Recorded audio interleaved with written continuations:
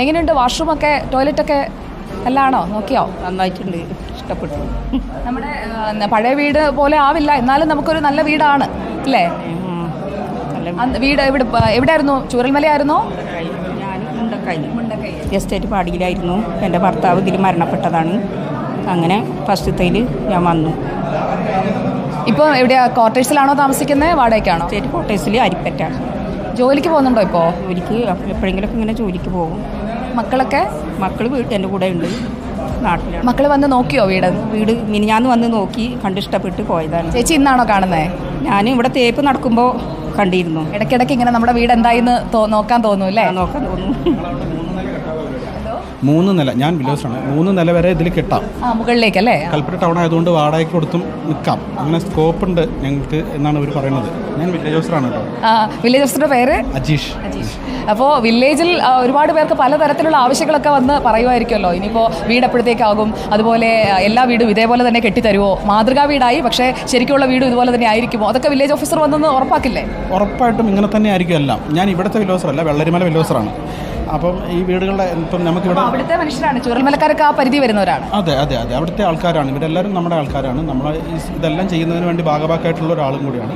അപ്പം ഇതേപോലെ തന്നെ ഇതിൻ്റെ 4 സോണായിട്ട് ഇപ്പോൾ നമ്മൾ വർക്ക് നടക്കുകയാണ്. പ്രതീക്ഷയിൽ ഒരു 3 മാസം കൊണ്ട് ഈ മഴ ഒന്ന് മാറി കിട്ടിക്കഴിഞ്ഞാൽ വർക്ക് തീരും. മഴ മാറും. ഇപ്പോൾ വെയിൽ തെളിഞ്ഞു. മഴയും വെയിലും ഒക്കെ ഇങ്ങനെ മാറി മാറി വന്നുകൊണ്ടേ ഇരിക്കുകയാണ്. വീട് ഇഷ്ടമായോ? വീട് ഇഷ്ടമായി. ഇരിക്കണത് പറഞ്ഞിട്ട് കാത്തിരിക്കുകയാണ്. നമ്മൾ ജനുവരി ആവും അല്ലേ? നമ്മളെയൊക്കെ വിളിക്കുമോ? വിളിക്കും. എല്ലാവരും. പേരെന്താ? മാധവി. അവിടെ എവിടെയാ താമസിച്ചിരുന്നത്? അവിടെ ചൂരൽമല വില്ലേജിലാണ്. ചൂരൽമല വില്ലേജില് നമ്മുടെ തടിയൊക്കെ വന്നങ്ങ് അടിഞ്ഞ് ഇപ്പുറത്ത് ആ പുഴയുടെ ഓരത്തുള്ള അവിടെ വന്നിരുന്നു കഴിഞ്ഞല്ലോ അല്ലേ? അവിടെ പിന്നെ പോയോ അങ്ങോട്ടേക്ക്? പോണ്ട് നോക്കിയിട്ടൊക്കെ വരും. വെറുതെ നോക്കന്നെ. ഇപ്പൊ എവിടെയാ താമസിക്കണേ? ശരിയാണ്. ഇപ്പോൾ അപ്പം നമുക്കൊരു 3 മാസം കഴിയുമ്പോഴത്തേക്ക് ഇവിടോട്ട് വരാം എന്നാണ് സർക്കാർ പറയുന്നത്. വീടൊക്കെ ചോറിനുണ്ടാവും. ജീവിതമാർഗ്ഗം ഇല്ല, ഒക്കെ പോയി. ജീവിതമാർഗ്ഗം ജോലിക്ക് പോയിരുന്നോ നേരത്തെ? ജോലിക്കൊക്കെ പോയിരുന്നു. പിന്നെ പശുക്കളൊക്കെ ഉണ്ടായി, അതൊക്കെ പോയി. കുറേ പശുക്കൾ പോയോ? 7 പശുക്കളുണ്ടായി. അയ്യോ, പശുവിനെ പോയവർക്കൊക്കെ പശുവിനെയൊക്കെ കൊടുത്തായിരുന്നു, അങ്ങനെ കിട്ടിയില്ല. അവിടെ ആയതുകൊണ്ട് വളർത്താൻ നമുക്ക് മന്ത്രിയോടൊന്ന് പറയാമല്ലോ. മന്ത്രിയോട് പറഞ്ഞിട്ട് ഇപ്പോൾ ഉപജീവന മാർഗ്ഗമായിട്ടുള്ള പശുക്കൾ നഷ്ടമായവരാണ്. പശുക്കളെ നഷ്ടമായ കുറേ ആളുകൾക്കൊക്കെ സന്നദ്ധ സംഘടനകളുമൊക്കെ സഹായങ്ങളൊക്കെ ഏൽപ്പിച്ചു. ഇവരിപ്പോൾ ബത്തേരി ഭാഗത്താണ് താമസിക്കുന്നത്. മന്ത്രി ഇപ്പോൾ അകത്താണ്. മന്ത്രിയുടെ പ്രതികരണങ്ങളൊക്കെ കൊടുത്തുകൊണ്ടിരിക്കുകയാണ്. നമുക്ക് ഈ വിഷയം കൂടി ഒന്ന് മന്ത്രിയുടെ ശ്രദ്ധയിൽപ്പെടുത്താം. ചേച്ചിയുടെ പേര്?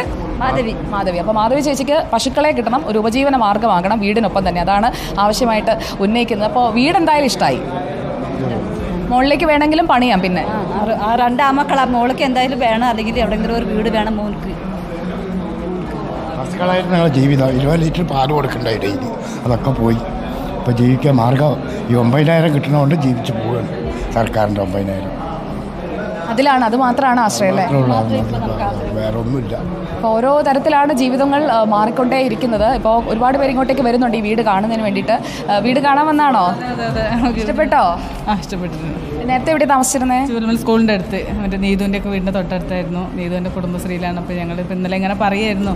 ഇന്നലെ ഈ സമയത്ത് ഞങ്ങൾ വൈകുന്നേരം സമിതി കഴിഞ്ഞ് പോയതാണ്. പിറ്റേ ദിവസം രാത്രി അവൾ എന്നെ വിളിച്ചിരുന്നു. 1:30 ആയ സമയത്ത്. നീതുവാണ് എല്ലാവരെയും വിളിച്ചറിയിച്ചത്. അതെ, രാത്രി അവൾ വിളിച്ചിരുന്നു. എപ്പോഴും ഞാൻ പറഞ്ഞില്ല, ഞങ്ങൾ അയൽവാസീൻ്റെ വീട്ടിലുണ്ട്, ഞങ്ങളുടെ വീട്ടിലൊക്കെ ഞങ്ങൾ വെള്ളം കയറി നീന്തി കിടന്ന് അടുത്ത വീട്ടിലുണ്ട്, നീതു കുഴപ്പമില്ല, സേഫ് ആണെന്ന് പറഞ്ഞു. പക്ഷെ പിന്നെ പിറ്റേ ദിവസമാണ് അറിയുന്നത് അവൾ ഞങ്ങളുടെ കൂടെ ഇല്ല എന്നുള്ളത്. ഭയങ്കര ഇവരടക്കമുള്ള ഒരുപാട് പേരെ രക്ഷിച്ച നീതുവിനെ പ്രേക്ഷകർക്ക് ഓർമ്മയുണ്ടാവും. ആ നീതു ഇല്ല, പക്ഷേ നീതു ഒരുപാട് പേരെ വിളിച്ച് ജീവിതത്തിലേക്ക് തിരിച്ചു കൊണ്ടുവരുന്നതാണ് നമ്മൾ കണ്ടത്. എന്തായാലും ഇവിടെ ഇപ്പോൾ ബന്ധപ്പെട്ട അധികൃതർ എല്ലാവരും എത്തിയിട്ടുണ്ട്. മാതൃകാ വീട് തുറന്നു കൊടുക്കുകയാണ്. നേരത്തെ അല്പം ഒന്ന് മഴ പെയ്തു, ഒന്ന് മൂടിക്കെട്ടിയൊക്കെ നിൽക്കുന്ന ഒരു അന്തരീക്ഷമായിരുന്നു. ഇപ്പോൾ അത് മാറി ആകാശം തെളിഞ്ഞിരിക്കുകയാണ്.